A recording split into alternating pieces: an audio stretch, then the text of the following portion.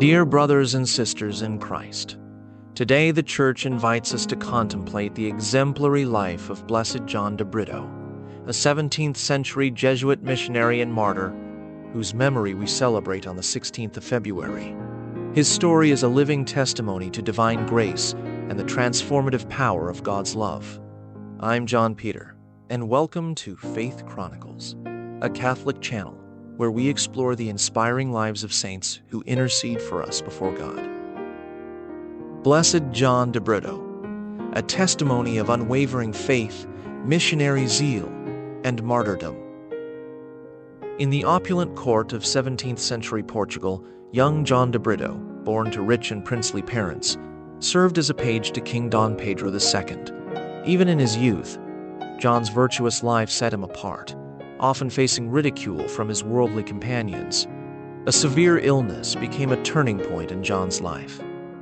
Seeking intercession from St. Francis Xavier, he recovered and, in gratitude, his mother dressed him in Jesuit attire for a year.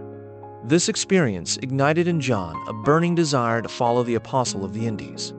Despite fierce opposition from family and court, John entered the Jesuit novitiate in Lisbon on the 17th of December, 1662, at age 15. 11 years later, he left everything behind to convert the Hindus of Madura in India.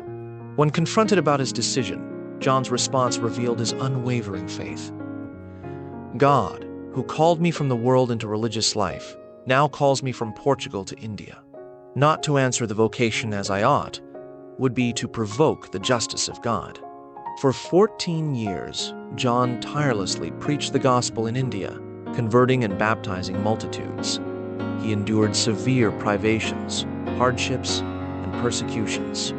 Navigating complex cultural landscapes, he adapted his evangelization methods to reach the hearts of those he served. John's effective missionary work provoked opposition. He was seized, tortured, and nearly massacred. Even when banished to Portugal, his zeal remained undiminished. Breaking through every obstacle, he returned to his beloved mission in India. His return, however, led to his ultimate sacrifice. A convert king, inspired by John's teachings, had set aside an unlawful relationship. The scorned woman, seeking revenge, orchestrated John's downfall. After a painful imprisonment, John was beheaded for his faith, mirroring the fate of John the Baptist.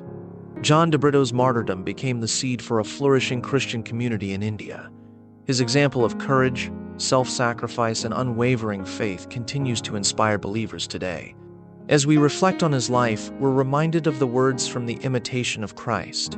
It is a great honor, a great glory to serve God and to contemn all things for God. They will have a great grace who freely subject themselves to God's most holy will. Brothers and sisters, let us meditate on this question. How can we, in our own lives, demonstrate the same unwavering commitment to our faith that Blessed John de Britto showed, even in the face of opposition and hardship? Dear friends in Christ, I hope that Blessed John de Britto's story has touched your hearts and strengthened your faith. If you were inspired by this narrative, I invite you to become part of our Faith Chronicles community. Like this video to help us reach more people with these inspiring stories. Subscribe to our channel and turn on notifications so you don't miss any episode of our Chronicles of Faith. Comment below sharing how Blessed John de Britto's life impacted you or which saint you'd like to see in our next video. Share this video with friends and family who may benefit from this message of faith and courage. Remember, every saint has a story, and their stories come with the grace and power to work miracles in our lives. Together, we can keep the flame of faith alive and inspire one another in our pilgrimage towards heavenly triumph.